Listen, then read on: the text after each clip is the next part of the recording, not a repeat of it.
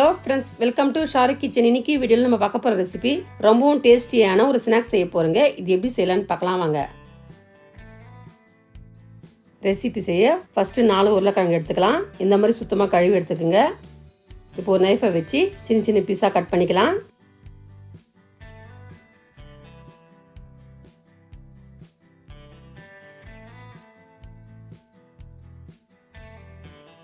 எல்லா உருளைக்கிழங்கு கட் பண்ணதும் இது ஒரு குக்கரில் மாற்றிக்கலாம். இப்போ உருளைக்கிழங்கு முழு தண்ணியை சேர்த்து 1 டீஸ்பூன் சால்ட்டை சேர்த்து மூடியை போட்டு மூடி 3 விசில் விட்டு எடுத்துக்கலாம்.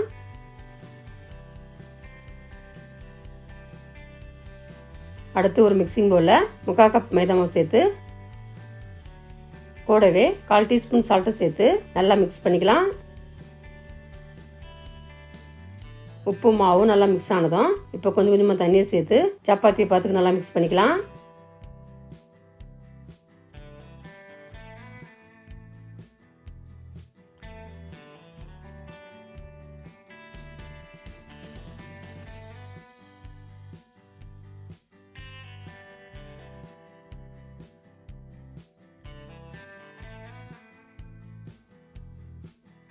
இந்த அளவுக்கு பிசைஞ்சு எடுத்ததும் இது அப்படியே இருக்கட்டும்.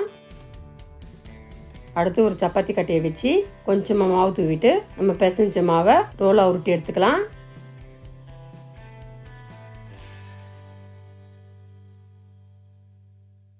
இப்போ சின்ன சின்ன உருண்டையாக உருட்டி எடுத்துக்கலாம். இந்த அளவுக்கு உருட்டி எடுத்ததும் இது ஒரு பவுலுக்கு மாற்றிக்கலாம். எல்லா உருண்டையும் உருட்டி எடுத்ததும் ஒரு உருண்டை மாவில் டிப் பண்ணி ரவுண்ட் ஷேப்புக்கு தேய்ச்சி எடுத்துக்கலாம்.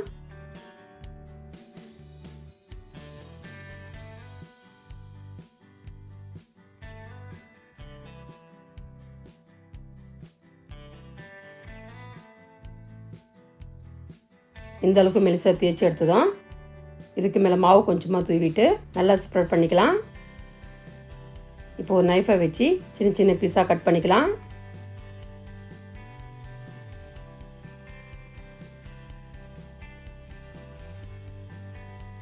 இந்த மாதிரி கட் பண்ணி எடுத்ததும் இது ஒரு பிளேட்டுக்கு மாற்றிக்கலாம்.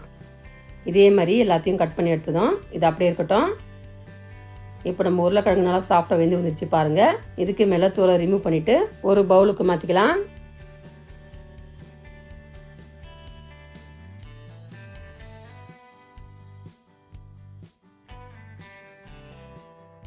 எல்லா உருளைக்கிழங்கு உரிச்சு எடுத்ததும் இப்போ ஒரு ஸ்பூனை வச்சு நல்லா மசிச்சு எடுத்துக்கலாம்.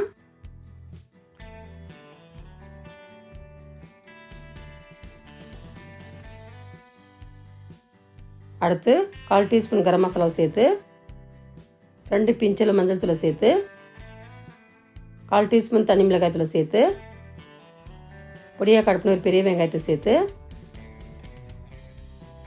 பொடியாக கட் பண்ண 2 பச்சை மிளகாய் சேர்த்து பொடியாக கட் பண்ண கொத்தமல்லியும் சேர்த்து நல்லா மிக்ஸ் பண்ணிக்கலாம்.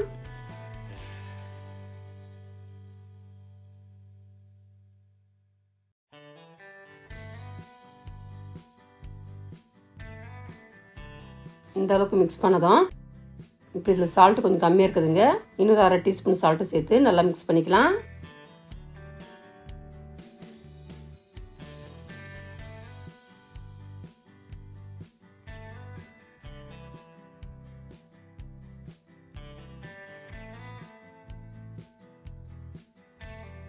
அடுத்து ஒரு பவுலில் 1/4 கப் மாவு எடுத்துக்கலாம். அதாவது மைதா மாவு எடுத்துக்கலாம். இப்போ கொஞ்சமாக தண்ணியை சேர்த்து நல்லா கரைச்சிக்கலாம்.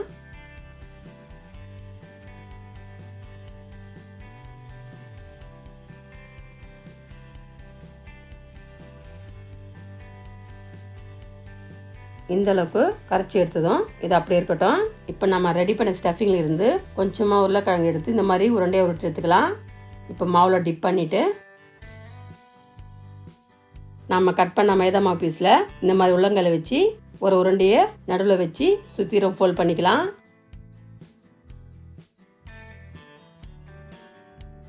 இந்த மாதிரி பால் மாதிரி ஃபோல்ட் பண்ணதும் இது ஒரு பிளேட்டுக்கு மாற்றிக்கலாம். இதே மாதிரி எல்லா பாலையும் ரெடி பண்ணி எடுத்துக்கலாம். அடுத்து ஸ்டவ் ஆன் பண்ணி ஒரு பேனை வச்சு பேன் சூடானதும் ஸ்நாக்ஸ் பொரிக்க தேவையான எண்ணெயை சேர்த்து எண்ணெய் நல்லா சூடானதும் நம்ம ரெடி பண்ண உருண்டையை ஒவ்வொன்றா சேர்த்து நல்லா பொரிச்சிக்கலாம்.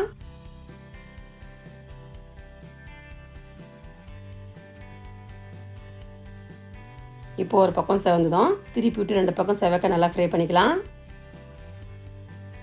ஃப்ரை பண்ணும்போது அடிக்கடி திருப்பிட்டு ஃப்ரை பண்ணுங்க.